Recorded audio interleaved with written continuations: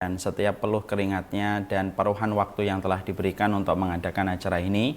Semoga menjadi anak tangga keberkahan pada dirinya dan pada keluarganya, seluruh para tenaga kesehatan, seluruh jajaran yang telah membantu terselenggaranya acara ini yang tidak mampu saya sebutkan satu persatu. Semoga Allah senantiasa menghangatkan keimanan pada hati dan jiwa kita. Tentunya pertama kali kita senantiasa bersyukur kepada Allah atas apapun yang kita peroleh dan kita dapatkan.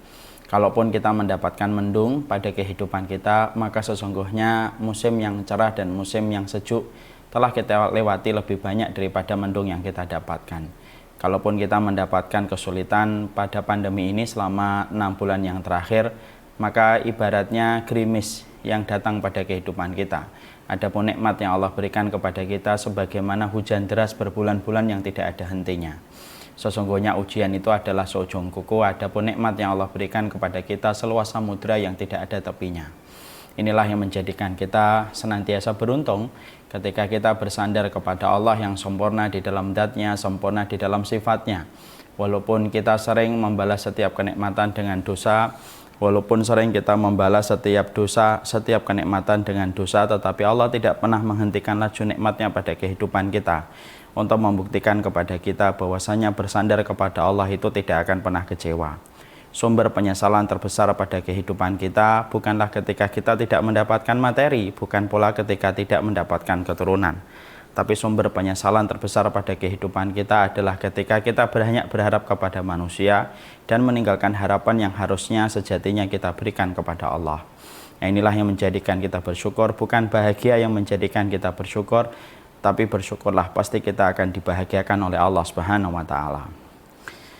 Alhamdulillah pada kesempatan hari ini bisa bergabung dengan acara luar biasa yang diisi oleh para dokter, dan mungkin saya satu-satunya yang bukan dokter pada forum ini. Walaupun saya bukan dokter, tapi saya tidak tahu kenapa dimintain amanah untuk menyampaikan materi, padahal Masya Allah ya, para dokter sudah menyampaikan materi menggabungkan antara medis dengan agama yang luar biasa. Sempat saya tadi dengar Dr. Meti dan tentunya ada Dr. Zaidul yang insya Allah mereka adalah orang-orang yang sudah menyampaikan medis dengan bimbingan-bimbingan ayat-ayat Allah dan hadis Rasulullah SAW. Tapi karena ini adalah amanah, makanya saya kemudian akan menyampaikan materi ini. Walaupun tentunya materi ini saya nasihatkan untuk diri saya sendiri. Kalaupun bisa bermanfaat bagi yang lainnya, semoga menjadi keberkahan untuk kita semuanya.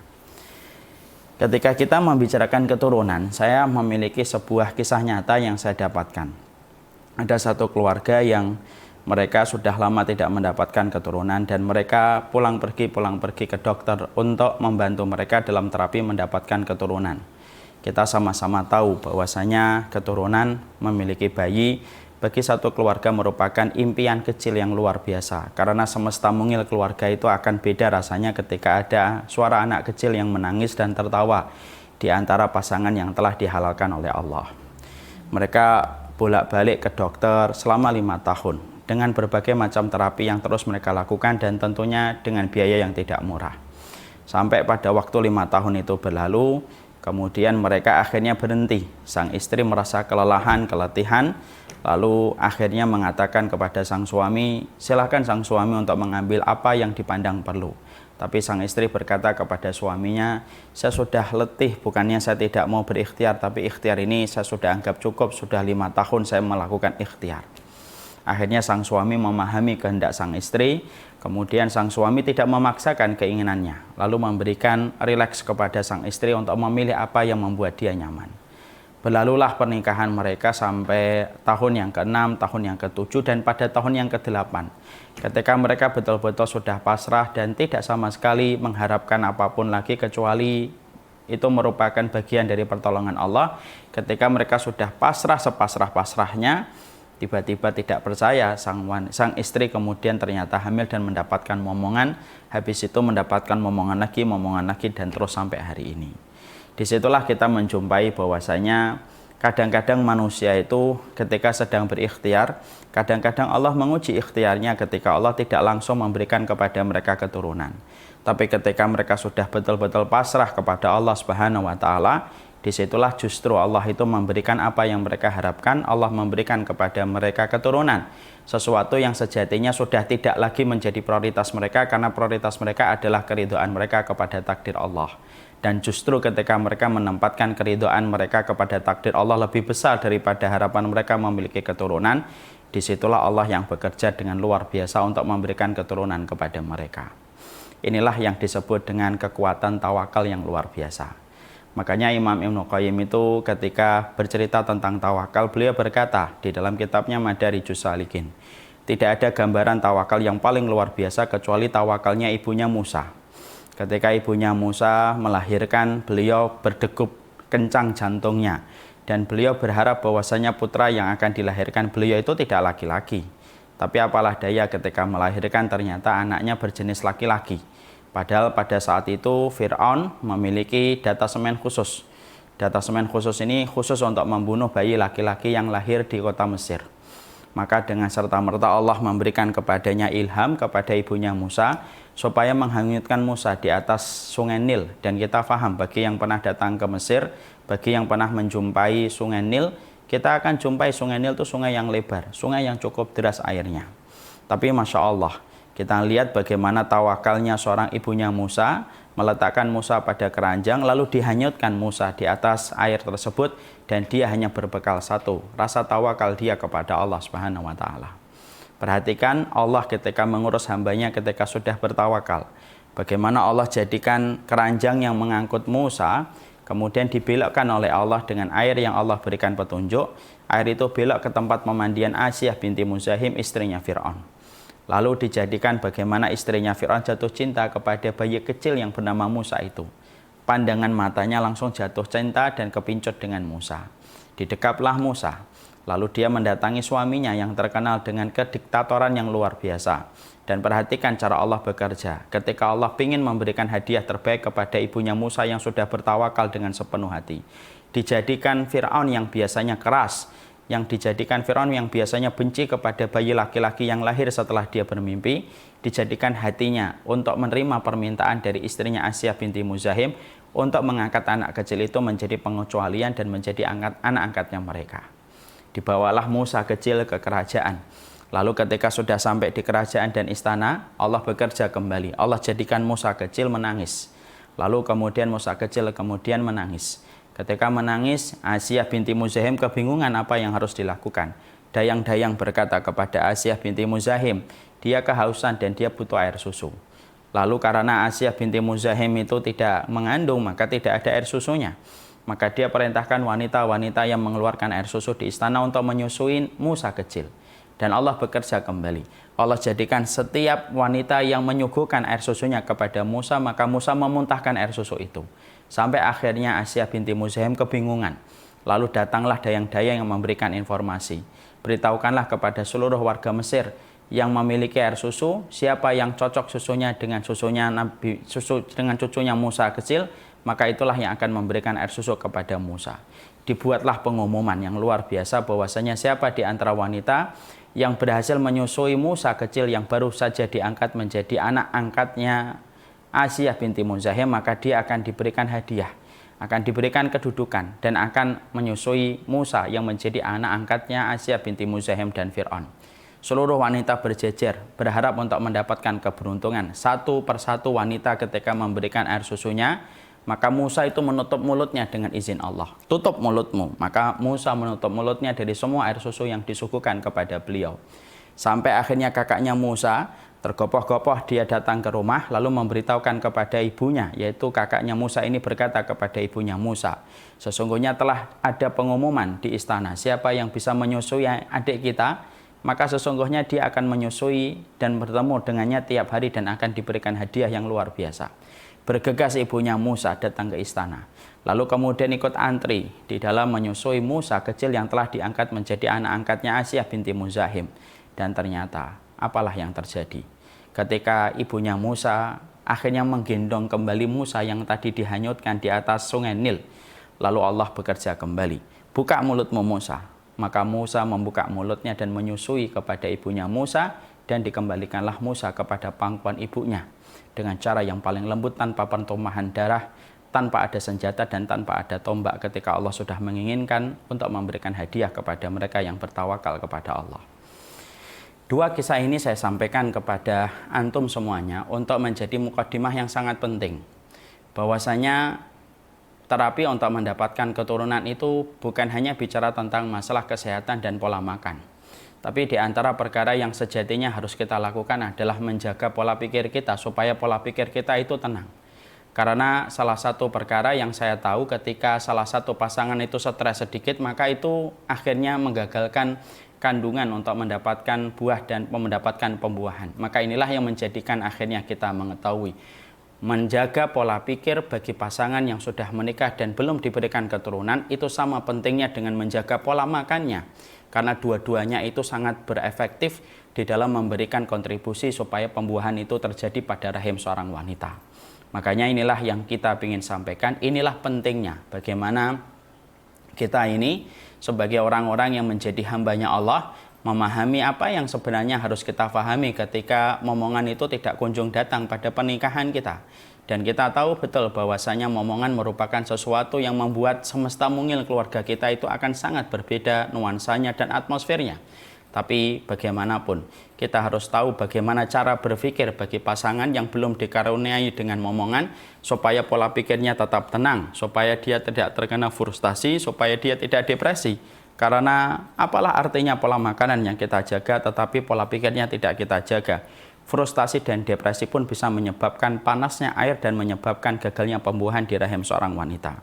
Makanya pada kisah pertama yang tadi saya sampaikan, saya menyampaikan betapa pentingnya rasa tawakal kepada Allah, dan pada contoh yang kedua membuktikan kalau orang itu sudah bertawakal kepada Allah sampai Musa yang dihanyutkan di atas sungai Nil, maka Allah itu punya cara mengembalikan Musa ke pangkuan ibunya dengan cara yang tidak pernah terduga, tanpa tetesan darah, tanpa tetesan keringat, tanpa tombak dan tanpa pedang, tapi dikembalikan oleh Allah dengan cara yang tidak pernah diduga dan tidak pernah mampu untuk dilogika dengan akal kita. Nah, inilah pentingnya bagaimana kita menjaga pola pikir kita. Maka di antara pola pikir yang harus kita jaga di dalam kita mendapati sebuah kenyataan, ternyata kita belum mendapatkan keturunan. Maka ada beberapa hal yang kemudian harus kita pahami. Karena waktu kita sangat terbatas, saya tidak bisa menyampaikan panjang lebar.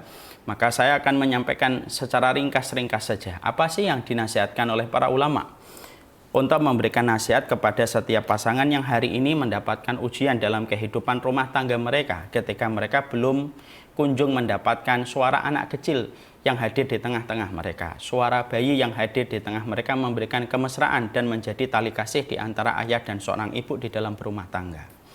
Maka ini perlu untuk kita ketahui supaya setiap poin-poin yang telah dikatakan dan telah disampaikan oleh para ulama bisa melapangkan hati kita, bisa melapangkan jiwa kita. Karena intinya ilmu adalah bagaimana kelapangan hati dan kelapangan jiwa. Kalaulah hati kita sudah dilapangkan oleh Allah, walaupun kita belum mendapatkan keturunan, kelapangan hati sudah menjadi cukup untuk menenangkan hati kita dan memberikan kebahagiaan. Karena kalau boleh saya sederhanakan, orang yang tidak memiliki keturunan itu ada dua. Ada yang tidak memiliki keturunan, hatinya sempit dan tentunya jiwanya sempit. Akhirnya dia frustasi dan depresi karena hatinya terlalu sempit dan tidak bisa memahami fakta ketika dia belum memiliki keturunan. Inilah yang kita khawatirkan. Kalau kita ditakdirkan belum memiliki keturunan tetapi kita tidak memiliki hati yang lapang, tidak memiliki hati yang luas, akhirnya hati yang sempit dan jiwa yang sempit ketika memahami fakta dia belum diberikan keturunan, maka semakin tertekan hidupnya. Dan yang kita khawatirkan akan menyalahkan banyak keadaan. Pola pikirnya menjadi pola pikir yang tertekan dan semakin sulit dia akan mendapatkan keturunan ketika dia sudah menyalahkan banyak keadaan. Ada yang kedua, ada hati yang mereka itu mudah untuk menerima ada hati yang lebih lapang daripada ujian yang Allah berikan kepada mereka ketika mereka belum mendapatkan keturunan.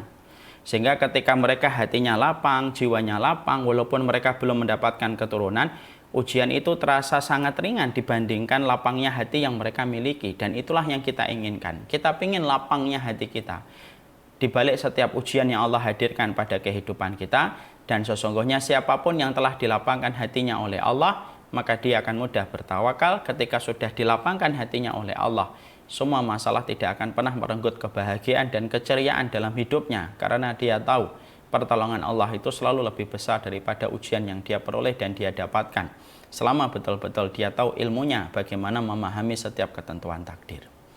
Makanya pada kesempatan ini saya akan menyampaikan ada 5 perkara yang harusnya kita pahami secara sederhana. Apa yang harusnya dipahami supaya pola pikir setiap pasangan yang belum diberikan karunia dengan keturunan dan belum diberikan karunia dengan momongan itu memiliki pola pikir yang sehat. Pola pikir yang bisa membentuk gugusan hati kita dan jiwa kita itu lebih lapang. Karena penting, kalaulah kita sudah ridho dan ketika hati kita sudah lapang, malah justru itu akan memberikan kebahagiaan dan bisa jadi justru akan memberikan kemungkinan untuk mendapatkan keturunan lebih besar. Karena kalau kita sudah ridho kepada apapun yang ditakdirkan oleh Allah, maka Allah yang akan bekerja untuk memberikan yang sepantasnya kepada mereka yang telah memberikan baktinya dalam ridho pada apa yang telah digariskan dan ditetapkan oleh Allah Subhanahu wa Ta'ala. Sekarang, mari kemudian kita perhatikan poin-poin apa saja yang harusnya kita tadaburi. Karena saya juga dulunya termasuk salah satu orang yang cukup lama mendapatkan keturunan, sampai akhirnya Allah memberikan keturunan kepada saya pada kesempatan hari ini. Sekarang sudah 6 di antara 12 anak yang memang saya rencanakan, semoga Allah memberikan kemudahan. Tapi saya pernah melewati bagaimana lamanya untuk mendapatkan keturunan. Sekarang mari kita lihat apa sih yang kita harus perhatikan kalau kita menjadi bagian dari orang yang memerankan sebuah peran dalam sebuah keluarga yang belum diberikan keturunan. Yang pertama, pelakon kehidupan itu berbanding lurus dengan memahami panggung kehidupan. Jadi ini secara umum. Secara umum itu manusia harus paham terhadap kaidah ini. Bahwasanya setiap manusia itu harus memahami karakter kehidupan di dunia. Supaya tidak ada lagi frustasi dan tidak ada lagi depresi kalau setiap orang itu paham karakter di dunia yang kita tinggal di dalamnya. Kenapa banyak orang itu frustasi? Karena ekspektasi yang dia miliki tidak sebanding dan tidak berbanding lurus dengan kenyataan hidup yang sejatinya banyak menawarkan kesulitan dan ujian.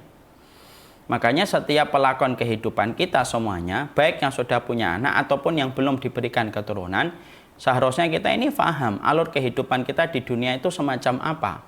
Kalau kita paham bagaimana kehidupan ini alur ceritanya dan jalur ceritanya yang ditetapkan oleh Allah, bahwasanya di setiap halaman dan setiap episode kehidupan di dunia ini banyak ujiannya, maka itu yang akan membentuk bagaimana diri kita tetap ridho apapun yang Allah berikan, karena kita tahu memang alur kehidupan kita tidak pernah lepas dari ujian yang Allah berikan. Karena itu sejatinya bergandengan antara kehidupan dunia dan ujian. Makanya Allah menyampaikan di dalam surat Al-Balad ayat yang keempat, laqad khalaqnal insana fi kabad. Sesungguhnya kami telah menciptakan manusia berada dalam susah payah. Imam Ibnu Katsir ketika beliau menafsirkan tentang ayat ini, maka Imam Ibnu Katsir itu berkata, sesungguhnya manusia itu akan melewati kegetiran hidup dan kepahitan manusia itu akan melewati kepahitan hidup dan kegetiran urusan akhirat. Dan sejatinya itulah yang kemudian akan didapatkan oleh manusia. Manusia itu pasti akan mendapatkan ujian. Manusia itu pasti sejatinya akan mendapatkan kepahitan hidup. Dan kepahitan hidup itu pasti mereka akan cicipi pada kehidupan di dunia. Cuma bungkusnya itu beda-beda, tetapi intinya itu sama. Sesuatu yang membuat kita terasa pahit dan sesuatu yang membuat kita getir dalam kehidupan kita. Makanya kita jumpai beberapa ulama lalu kemudian menyampaikan kepada kita, sesungguhnya manusia ketika dia menjadi pelakon kehidupan itu tidak pernah lepas dari 4 fitnah yang pasti dia akan jumpai pada teras kehidupannya. Yang mana kalau dia menjadi seorang manusia, pasti dia akan menemukan 4 fitnah ini. Dimanapun dia berada, kaya ataupun miskin, maka sejatinya dia pasti akan menemukan 4 fitnah yang pasti dia jumpai dalam kehidupannya. Karena episode kehidupan tidak pernah lepas dari fitnah-fitnah yang sudah Allah siapkan dalam kehidupan di dunia. Apa fitnah yang sejatinya pasti kita temui? Apa fitnah yang sejatinya kita temukan pada kehidupan kita? Maka ada 4. Yang pertama, fitnah pada dirinya. Ya, kita menemukan fitnah kepada diri kita itu artinya Masya Allah.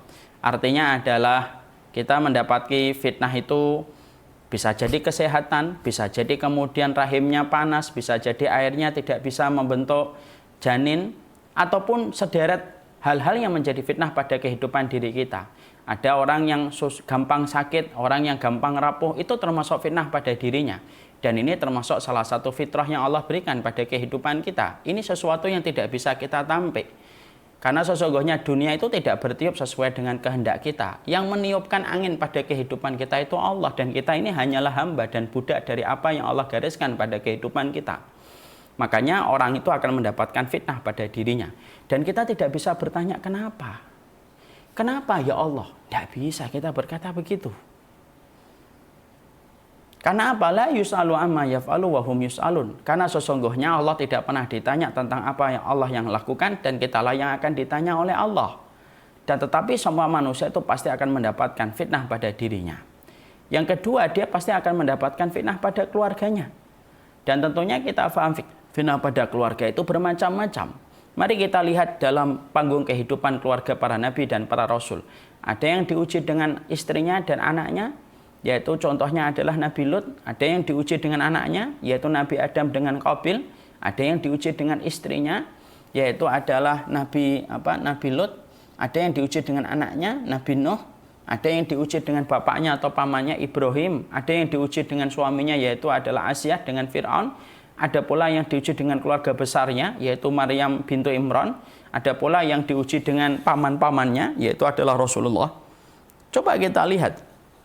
Keluarga para nabi dan para rasul pun mendapatkan ujian melalui keluarga-keluarga mereka. Padahal kalau kita ngikutin logika dan rasionalitas kita, harusnya kehidupan keluarganya para nabi itu kehidupannya ideal.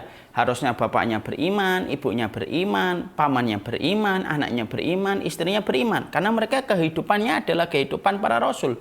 Mereka itu sejatinya role model bagi kehidupan orang yang beriman. Tapi kenapa Allah berikan contoh kepada kita bahwasanya kehidupan para nabi pun mereka mendapatkan ujian pada keluarganya? Imam Qurtubi mengatakan kepada kita, kalau nabiku dan rasulku aja diuji dengan keluarga terdekat mereka, dan itu merupakan bagian dari konsekuensi hidup, apalagi kita bukan nabi, bukan rasul. Pastinya kita juga akan mendapatkan ujian dari keluarga. Ada yang diuji dengan anak. Berapa banyak keluarga yang mereka diuji dengan anaknya? Saya baru beberapa pekan yang lalu, ada seorang ibu-ibu cerita nangis-nangis hampir pingsan. Dia bercerita anaknya baru saja murtad. Padahal ibunya adalah orang yang taat mengaji. Padahal bapaknya adalah orang yang rajin. Kemudian tampak soleh dalam dohirnya. Tapi anaknya tiba-tiba hilang, tiba-tiba kemudian murtad berganti dengan agama yang lainnya. Dan betapa remuknya hati seorang ibu ketika mendapati anaknya itu justru murtad. Pada kondisi ketika orang tuanya sedang memperbaiki posisi mereka dan hubungan mereka dengan Allah. Pada saat itulah dia mendapatkan anak yang ternyata anak itu murtad. Sampai kemudian keluar kata-kata, ya Allah, coba saya tidak punya anak kayak dia. Perhatikan. Itulah fitnah pada keluarga yang sejatinya setiap dari kita itu mendapatkan fitnah pada keluarga kita. Jangan kita mengira bahwasanya orang yang tidak memiliki keturunan itulah orang yang paling berat ujiannya dalam hidupnya. Belum tentu. Bisa jadi ada orang yang punya anak pun mengalami beratnya ujian yang dia rasakan ketika dia merasakan getirnya selayak makan empedu. Ketika dia memiliki keturunan, tetapi keturunan itu tidak sesuai dengan ekspektasi yang dia inginkan. Sesak dadanya, sempit hatinya ketika harus berinteraksi dengan anaknya. Berapa banyak bapak yang sering ngurus anaknya masuk keluar penjara.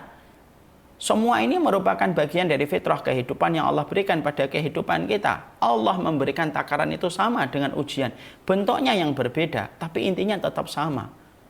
Ujian dan fitnah itu tidak akan pernah lepas dari kehidupan orang. Kemudian kita juga mendapati fitnah yang ketiga, yaitu fitnah kehormatan. Bagaimana kita kemudian mendapati orang benci sama kita, padahal kita tidak ngusik dia, tidak mengganggu dia, itu termasuk fitnah pada kehormatan. Dan kita juga mendapatkan fitnah, Masya Allah, pada harta kita. Berapa banyak yang akhirnya mereka kesulitan mendapatkan harta. Dan ini merupakan perkara yang harus difahami setiap pelakon.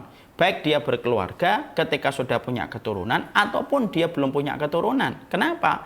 Kalau kita tidak memahami poin yang pertama, maka inilah yang akan menjadikan seseorang itu akan terasa sesak dadanya ketika dia merasa bahwasanya hidup ini tidak sesuai dengan apa yang dia inginkan. Bukan begitu. Hidup itu pasti diuji. Antara dirimu dengan orang lain itu pasti ujiannya itu sama. Cuma bentuknya aja yang berbeda. Dan itulah sejatinya yang kita harus paham. Coba dibandingkan. Mungkin hari ini di antara 500 tadi yang disebutkan bahwasanya Masya Allah mereka dalam kondisi belum mendapatkan keturunan. Mungkin sedih, mungkin sangat mengharapkan suara bayi hadir di tengah-tengah mereka. Tapi bukankah di sisi yang lainnya kita menjumpai ada seorang ibu yang sangat remuk hatinya dengan kehadiran sang anak ketika murtad, dan pernah berkata, coba seandainya saya tidak punya anak kayak dia. Dan disitulah kemudian kita mendapati, itulah sejatinya yang harus kita mengerti. Supaya kemudian kita harus seimbang ketika memikirkan sesuatu, supaya jangan pernah merasa bahwasanya, oh, ujian itu objeknya hanya kita. Setiap manusia itu menjadi objek dari ujian. Semuanya akan mendapatkan ujian. Yang membedakan cuma satu, bentuknya yang berbeda-beda. Ada yang memiliki keturunan, tetapi suaminya berzina kepada setiap wanita. Ada yang mendapatkan keturunan, tetapi istrinya serong dan selingkuh dengan laki-laki lain. Semua itu merupakan bentuk ujian yang Allah titipkan kepada setiap orang. Dan ketika kita memahami ini, akhirnya kita mampu menarik nafas untuk mengatur pola pikir kita supaya tetap dalam kondisi yang baik. Bukan hanya engkau yang diuji. Ketika sepinya rumahmu, dengan tidak adanya suara anak-anak di tengah keramaian rumah kecilmu. Tapi banyak orang yang diuji dengan ujian-ujian yang mungkin lebih berat. Tapi bentuknya berbeda. Tapi mereka tetap mampu bersabar kepada Allah. Kalau ada banyak orang yang diuji dengan ujian yang lebih berat daripada kita dan mampu tersenyum, lalu alasan apa kita tidak tersenyum menghadapi apa yang kita rasakan? Padahal ribuan orang diuji dengan yang lebih berat, tetapi tidak pernah kehilangan rasa cinta mereka kepada Allah. Nah, itu kemudian yang pertama yang kita harus pahami. Yang kedua yang kita harus pahami, yang kita harus mengerti adalah sesungguhnya apa yang kita rasakan pahit itu belum sejatinya mungkin pahit bagi kita. Karena kita harus membaca surat Al-Baqarah 128. Nanti tolong ditadaburi suami istri. Selain harus memaksimalkan semua usaha tadi ketika berhubungan badan, menjaga pola makan, menjaga pola gizinya ketika di dalam berkeluarga supaya cepat mendapatkan keturunan, maka penting seorang suami harus mengajak istrinya untuk sering-sering mentadaburi ayat Allah untuk menjadikan ketenangan pada hati mereka. Karena ketenangan itulah yang akan mudah untuk mendapatkan apa yang Allah akan atur untuk mereka. Salah satu ayat yang penting untuk ditadaburin bagi setiap mereka yang sedang mendapatkan sesuatu yang berat, yaitu adalah Al-Baqarah 128. Allah mengatakan, wa asa an takrahu syai'an wa huwa khairul lakum wa asa an tuhibbu syai'an wa huwa syarrul lakum wallahu ya'lamu wa antum la ta'lamun. Allah berfirman pada ayat ini, bisa jadi kamu itu membenci sesuatu, bisa jadi yang kamu benci itu baik untukmu, dan bisa jadi kamu itu membenci sesuatu padahal itu adalah baik untukmu. Allah tahu dan kalian itu tidak tahu. Disinilah kita harus memahami apa yang getir pada kehidupan kita hari ini itu belum tentu sejatinya getir di masa mendatang. Bisa jadi apa yang kita rasakan ini pahit hari ini, di masa mendatang itu akan mendapatkan kebaikan-kebaikan yang kita akan petik. Maaf ya, berapa banyak makanan pahit yang kita hari ini cicipi, tapi berujung pada kebaikan dan kesehatan kita di masa tua. Ketika kita tidak terlalu banyak memforsir keinginan makan kita pada sesuatu yang tidak sehat. Berapa banyak makanan yang tidak sehat gitu ya. Misalkan makan tempe mentah dicampur dengan kurma, pola sarapan menurut Ustaz Zaidul Akbar. Itu kadang-kadang nggak terlalu lezat dibandingkan bakwan yang gurih. Tapi bisa jadi apa yang tidak lezat itu membawa kebaikan untuk kesehatan kita di masa tua. Dan berapa banyak makanan-makanan yang gurih, makanan yang sehat, makanan yang gurih, makanan yang manis, makanan yang dingin, yang disukai oleh lidah kita, tapi justru tidak membawa kesehatan kepada kita di masa tua. Sama pula, bisa jadi kemudian ketika kita mendapati hari ini belum ada sesuatu yang dititipkan oleh Allah kepada rahimmu, ketika Allah belum memberikan kepercayaan kepada dirimu untuk mendapatkan keturunan, bisa jadi di situ ada kebaikan yang Allah berikan kepadamu di masa mendatang. Kita hanya diperintahkan oleh Allah untuk menunggu dengan sabar di ruang tunggu ketika kita mendapatkan lintasan takdir yang Allah berikan pada kehidupan kita. Kenapa? Lintasan takdir yang Allah berikan kepada kita itu tidak pernah salah. Karena pilihan Allah itu selalu lebih baik daripada pilihan manusia. Kata Ali bin Abi Thalib, pilihan Allah itu, Masya Allah, pilihan manusia itu terkadang salah. Berapa banyak kita beli handphone, kita beli rumah, tapi ternyata kita menyesal. Berapa banyak kita beli mobil, beli baju, ternyata kita menyesal. Tapi pilihan Allah itu pilihan yang tidak pernah salah, kata Ali bin Abi Thalib. Sebagaimana takdirnya Allah itu tidak pernah salah, takdirnya Allah itu juga tidak pernah zalim pada kehidupan manusia. Takdirnya Allah itu tidak pernah zalim pada kehidupan manusia. Makanya ketika kita mendapati hari ini kita belum punya keturunan, pahami. Apa yang baik itu belum tentu baik di masa mendatang. Apa yang kita pandang belum tentu baik, bisa jadi baik untuk kita di masa mendatang. Yang Allah perintahkan bagi kita itu cuma satu, bersabarlah di ruang tunggu sampai Allah itu akan memberikan kepada kita kebaikan dari apapun ketika kita menerima takdir Allah dengan keridhaan Allah Subhanahu wa taala.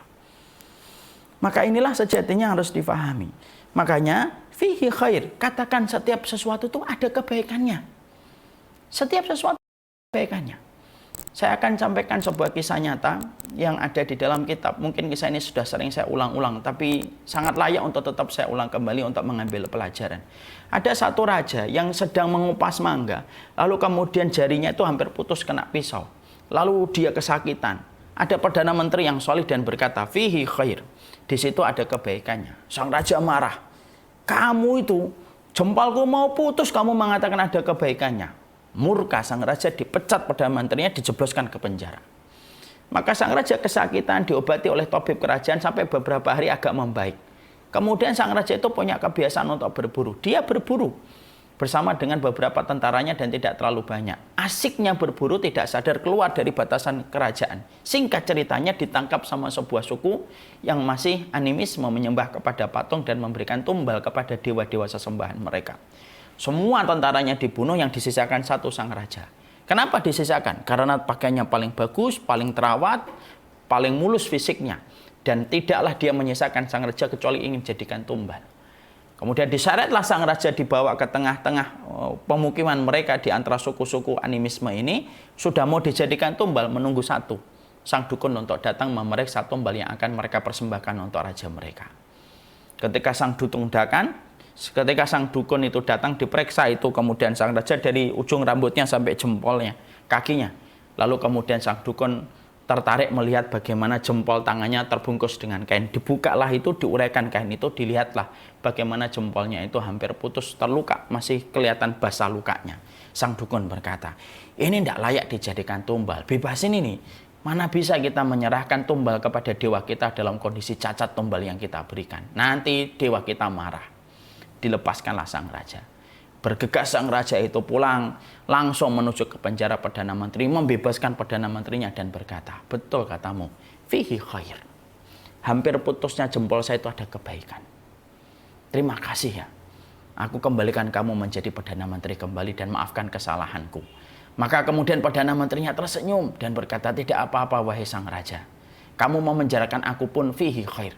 Kamu mau menjarakan aku pun ada kebaikannya. Lu sang raja kaget lagi. Loh, kalau jempol tanganku yang mau putus betul ada kebaikannya. Kalau aku jebloskan kamu ke penjara itu apa kebaikannya? Kok kamu membuat saya penasaran lagi? Perdana Menterinya lalu berkata, loh betul. Kalau kamu tidak menjebloskan saya ke penjara, pasti kamu akan mengajak saya berburu. Dan ketika kamu kemudian tidak layak dijadikan tumbal, pasti jatuh pilihannya kepada saya. Karena pakaianmu yang paling mirip dengan pakaianmu, pakaian saya. Yang paling mirip fisikmu, fisiknya saya. Tapi karena jebloskan kamu ke penjara saya ini, akhirnya saya tidak mengikuti kamu untuk berburu dan saya selamat dari suku tersebut ketika mereka memberikan tumbal. Disitulah para ulama terdahulu sering berkata, kalau ada sesuatu kejadian yang menurut kita itu tidak sesuai dengan ekspektasi kita, katakan kepada takdir itu, fihi khair, ini pasti ada kebaikannya. Kalau tiba-tiba mobil kita kesempret, fihi khair. Kalau tiba-tiba kemudian rumah kita tidak sesuai dengan harapan kita, fihi khair. Kalau tiba-tiba kita menikah sudah 3 tahun, 4 tahun, suara anak kecil yang kita harapkan tidak kunjung datang, fihi khair. Kenapa? Karena takdir Allah itu tidak pernah salah. Kalau takdir Allah itu salah, lalu kepada siapa kita akan menyembah kalau Allah itu salah? Padahal Allah tidak pernah salah. Ini harga pokok dan harga mati yang tidak boleh ditawar. Allah itu tidak pernah salah. Dan pilihan Allah itu selalu lebih baik daripada pilihan kita. Nah, disitulah kita harus mulai berkata, kalau tiba-tiba ada seorang ibu-ibu di sini ditanya sama tetangganya, sudah nikah 5 tahun kok belum dapat keturunan ya? Katakan kepadanya, nggak apa-apa bu, fihi khair. Ajarkan dia kalimat yang baik. Apa itu fihi khair? Fihi khair itu semua pasti ada kebaikannya. Fihi khair. Kalau tiba-tiba istri nangis gitu, sang suami mendapati istrinya nangis, maaf bapak-bapak harus mengerti, ketahanan mental seorang wanita dengan ketahanan mental seorang laki-laki ketika belum mendapatkan keturunan, laki-laki lebih kuat, perempuan itu lebih rapuh karena didominasi dengan perasaannya yang besar, logikanya kemudian kecil. Kalau laki-laki logikanya panjang, perasaannya kecil. Maka disitulah kita harus betul-betul berusaha untuk menjadi perisai hidup bagi istri kita. Kita peluk dan kita katakan, tidak apa-apa.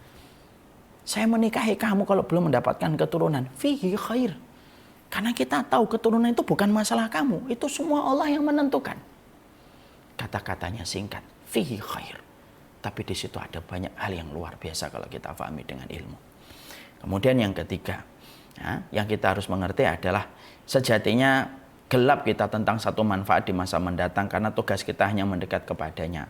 Allah mengatakan di dalam surat An-Nisa ayat yang ke-11, aba'ukum wa abna'ukum la tadruna ayyuhum aqrabu lakum naf'a. Di antara anak-anakmu, orang tuamu, kamu tidak mengetahui siapa di antara mereka yang lebih dekat manfaatnya kepada dirimu. Saya itu sangat menarik sekali ketika membaca ayat ini, penjelasannya dari Syekh Umar Al-Muqbil hafizahullahu ta'ala. Beliau berkata, kita ini tidak pernah tahu di antara anak yang kita miliki manakah yang paling bermanfaat untuk kita di hadapan Allah. Maaf ya, kata beliau, bisa jadi anakmu yang paling bandel itu yang paling mendekatkan kamu kepada Allah. Berapa banyak orang tua ketika punya anak bandel, yang asalnya orang tuanya tidak pernah sholat, jadinya sholat. Yang orang tuanya biasanya doanya tidak pernah panjang, jadinya panjang. Karena apa?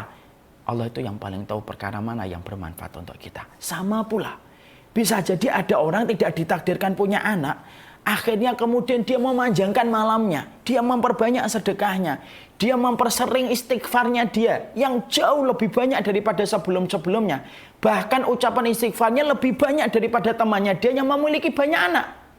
Sedekahnya bisa lebih banyak daripada teman-temannya dia yang memiliki banyak keturunan. Malamnya dia di dalam beribadah lebih panjang daripada teman-temannya yang kemudian sudah memiliki keturunan. Kenapa? Syekh Umar Muqbil mengatakan bisa jadi ada orang ditakdirkan tidak memiliki keturunan, tapi dengan itu Allah naikkan derajatnya, Allah tinggikan derajatnya, Allah nyaringkan suaranya di dalam langit ketika dia berdoa. Kenapa? Karena dia ridho dan terus mendekat kepada Allah. Walaupun lintasan takdir tidak sesuai dengan apa yang diharapkan. Allah paling senang kalau Allah memberikan ujian dan takdir kepada manusia, lalu manusia itu tidak sesuai dengan ekspektasi takdir yang dia dapatkan itu, tapi tetap dia mendekat kepada Allah.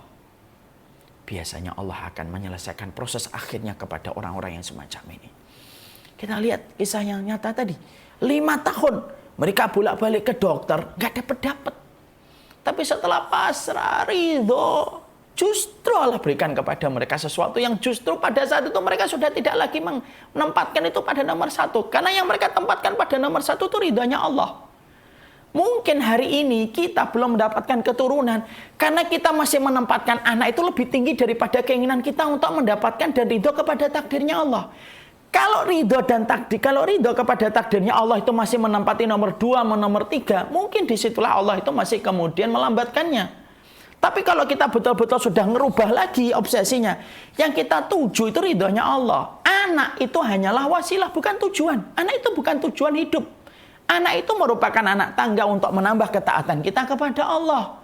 Makanya kalau ada orang yang mungkin sudah menempatkan yang pertama itu ridhonya Allah, ridho kepada takdirnya Allah, itu nomor pertama, memiliki anak nomor 2 atau memiliki keturunan nomor 3 setelah dia berupaya untuk mendapatkan ridhonya Allah dan tawakal kepada Allah, mungkin di situ Allah akan mengatur untuk memberikan proses sisanya dengan hal yang terbaik. Makanya maaf, kalau ada di antara kita atau di antara banyak orang kok masih menempatkan anak itu nomor 1 dibandingkan ridho kepada takdirnya Allah, ini salah ini dalam akidah ini. Ini salah dalam akidah. Karena apa? Urutannya harus dibalik. Ridhonya Allah tetap yang pertama yang menjadi tujuan. Anak itu hanya anak tangga. Kamu dapat bersyukur kepada Allah, tidak dapat ridho kepada takdirnya Allah. Dan itulah sejatinya yang kita harus mengerti. Bisa jadi ada orang-orang yang mereka tidak diberikan keturunan, tapi dengan itu istighfarnya lebih banyak, doanya lebih banyak, sedekahnya lebih banyak daripada mereka yang memiliki banyak keturunan. Kenapa? Allah terkadang memberikan ujian kepada seorang hamba supaya hamba itu lebih mudah mendekat kepada Allah. Karena apa? Ujian itu barang bernilainya Allah Subhanahu wa taala karena di dalamnya pahala yang sangat besar. Makanya Allah berikan kepada hamba-hamba yang Allah pilih. Maaf ya, saya ini kalau punya barang berharga, contohnya handphone saya. Ini misalkan handphone yang mahal misalkan, saya titipkan sama orang. Apakah saya titipkan kepada setiap orang? Enggak, saya titipkan sama orang yang saya percaya. Karena di handphone saya ini ada nomor telepon, ada semua relasi saya, teman-teman saya, circle saya, jemaah saya ada di handphone ini. Kalaupun saya akan menitipkan, saya titipkan kepada orang-orang yang saya pilih dan saya percaya. Qualified orangnya baru saya titipkan. Nih, bawa ya handphone saya. Sama. Ujian itu mutiara yang tidak ternilai harganya karena berbanding lurus dengan pahala. Dan Allah tidak berikan kepada setiap orang secara serampangan. Allah berikan kepada orang yang terbaik, yang Allah patut Allah lihat orang itu mampu untuk mendapatkan barang berharga dari Allah Subhanahu wa taala. Dan itulah sejatinya yang kita harus pahami.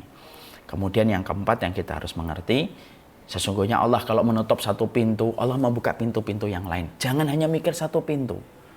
Kalau kemudian ternyata kita ditakdirkan belum mendapatkan keturunan, Allah tutup satu pintu. Coba buka pintu-pintu yang lainnya. Sering sekali saya mendapati, saya juga ikut sedih, tapi ya hanya bisa mendoakan. Saya kalau sedang cerita tentang bagaimana keutamaan anak solih, banyak sekali pertanyaan. Bagaimana kami yang belum dapat keturunan? Saya lalu berkata, kalau Allah menutup satu pintu, Allah itu buka pintu yang lainnya. Sering nggak kita jumpai, ada orang buta, tapi pendengarannya tajam. Ada orang tuli tapi penciumannya tajam. Karena Allah kalau ambil satu bagian, Allah tambahkan bagian-bagian yang lainnya untuk menjadi gantinya. Maka sama. Antum, saya, dan siapapun hari ini yang belum mendapatkan keturunan, kalau ditutup satu pintunya oleh Allah dalam kehidupan kita, lihatlah pintu-pintu yang terbuka yang lainnya. Mungkin di situ ada seorang ibu-ibu yang belum mendapatkan keturunan. Akhirnya dia lebih berkhidmah kepada suaminya. Akhirnya dia lebih ridha kepada Allah. Makanya ada seorang ulama ditanya, bagaimana dengan keluarga yang belum mendapatkan keturunan? Dari mana dia akan mendapatkan keutamaan pahala sebagaimana anak yang solih? Dijawab singkat sama para ulama. Kamu ridho terhadap takdir Allah itu sebanding bahkan lebih besar daripada keutamaan anak yang solih kalau betul-betul kamu ridho kepada takdir Allah ketika berat untuk dirasakan. Maaf ya, itu sejatinya yang kita harus memahami. Makanya di sini saya mengatakan Allah itu membagi amal sebagaimana Allah membagi rezeki. Ada yang ditakdirkan kayak Khadijah, ada yang ditakdirkan kayak Aisyah. Khadijah banyak anaknya, ibunda Aisyah itu tidak punya keturunan. Apa kurangnya ibunda Aisyah? Pemenang hatinya Nabi setelah ibunda Khadijah. Tapi ibunda Aisyah itu tidak memiliki keturunan di rahimnya sampai beliau meninggal dunia. Bahkan saya bisa merasakan kesedihan ibunda Aisyah ketika ibunda Aisyah itu berkata kepada Rasulullah, ya Nabi, saya pengen kunyah, saya pengen nama panggilan ya Rasulullah, sebagaimana perempuan-perempuan lain itu punya nama panggilan dengan Ummu. Lalu Nabi dengan bijaknya menamakan kepada Aisyah itu Ummu Abdillah, walaupun beliau tidak punya keturunan.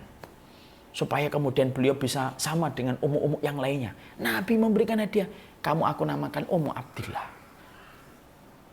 Apa yang salah dengan Aisyah, ibunda Aisyah? Tidak ada yang salah. Wanita yang telah memberikan goresan luar biasa pada kehidupan Islam. Hari ini kita mengerti tentang hadis-hadis Nabi, salah satunya dari ibunda Aisyah. Namanya disucikan oleh Allah di dalam surat An-Nur ketika dituduh berzina. Yang mensucikan Allah, yang menjadi pembelanya itu Allah Subhanahu wa ta'ala. Tidak ada yang kurang dari ibunda Aisyah. Tapi ibunda Aisyah tidak ditakdirkan sebagaimana ibunda Khadijah. Allah bagi-bagi peranannya. Jadi kalau ada seorang wanita, ada seorang ayah, ada seorang bapak yang tidak ditakdirkan punya keturunan, mungkin Allah mudahkan kamu dalam perkara-perkara yang lainnya. Tangkap apa kemudian yang Allah berikan kepada dirimu. Buka apa yang Allah bukakan pintunya kepada diri kita. Karena di situ pasti ada kebaikan. Kemudian yang kelima, ketuklah pintu hikmah. Hikmahnya apa sih? Banyak hikmah yang bisa kita dapatkan. Mungkin kalau kita punya anak, kita tidak kuat hatinya. Bisa jadi kalau kita punya anak malah kita nanti ngikutin anak kita terus dan akhirnya tidak pandai kita beribadah kepada Allah. Mungkin kalau kita punya anak akhirnya kita kurang beribadah kepada Allah. Banyak hikmah yang bisa kita datangkan. Menangkap hikmah itu penting untuk membentuk selaksa keridhaan pada hati dan jiwa kita. Perbanyaklah istighfar karena Allah. Tempatkanlah ridho Allah itu menjadi yang pertama. Jangan menempatkan anak itu menjadi tujuan pertama setelah pernikahan. Bukan, salah itu. Menikah itu ibadah. Anak itu merupakan wasilah, sarana, bukan tujuan. Tempatkanlah tujuannya tetap satu, beribadah kepada Allah. Anak hanyalah melengkapi dari sarana yang kita butuhkan beribadah kepada Allah. Kalau ada yang diberikan anak, bersyukurlah, tidak ada tempat bersyukur kecuali kepada Allah. Kalau belum diberikan keturunan, maka kembalikanlah bahwasanya kita mengerti ridho kepada takdir Allah itu memberatkan mizan kebaikan kita di hadapan Allah Subhanahu wa taala. Wallahu a'lam bishawab. Ini yang dapat saya sampaikan. Waktu kita sangat terbatas sekali. Tadi saya diberitahu jam 10:15, tapi qadarullah memang materi sebelumnya sangat panjang dan sangat penting juga, sehingga agak molor, dan qadarullah di sini juga sudah hampir setengah 12 karena di sini adzannya lebih cepat, mungkin 10-15 menit daripada Medan, makanya masih ada tanya jawab sedikit. Tentunya saya tidak layak untuk memperpanjang kata-kata saya di balik setiap masukan yang sudah diberikan para dokter hari ini. Semoga Allah memberikan keberkahan kepada para dokter yang mereka bukan hanya paham tentang medis tapi memahami tentang ayat-ayat Allah. Semoga mereka terus menjadi lentera bagi kehidupan umat yang sangat membutuhkan kesehatan sesuai dengan sunnah yang diajarkan oleh Rasulullah Shallallahu Alaihi Wasallam. Barakallahu fikum. Semoga Allah memberkahi semua peserta yang ada pada kesempatan hari ini. Semoga tetap yakin kepada takdirnya Allah.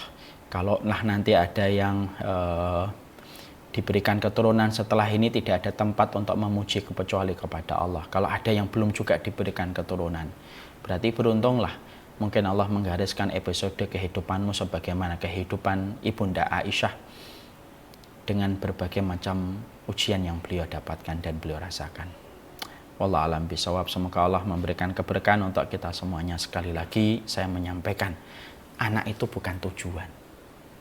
Anak itu adalah sarana untuk menambah kedekatan kepada Allah. Kalaupun kita tidak dapatkan, ada sarana yang juga sama. Ridhoi kepada takdirnya Allah, karena ridhonya Allah itu tidak pernah salah. Dan pilihan Allah itu selalu lebih baik daripada pilihanku dan pilihanmu. Wassallallahu ala nabiyina Muhammad walhamdulillahirabbil alamin.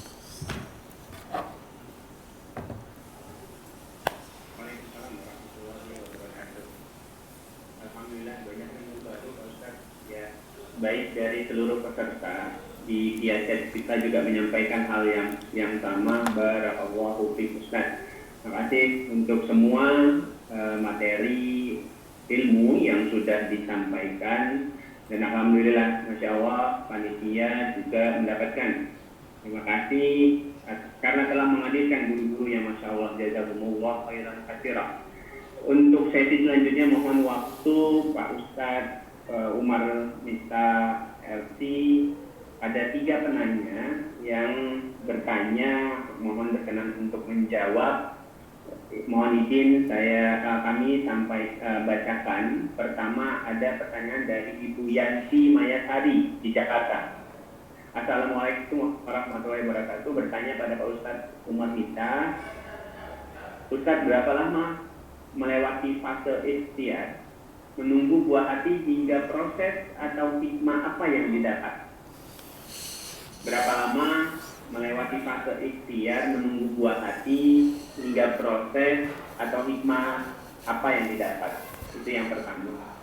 Kemudian penanya yang kedua, ada 2 pertanyaan. Ustadz, terkadang sudah puas dengan menghadapi kenyataan belum dikaruniai keturunan.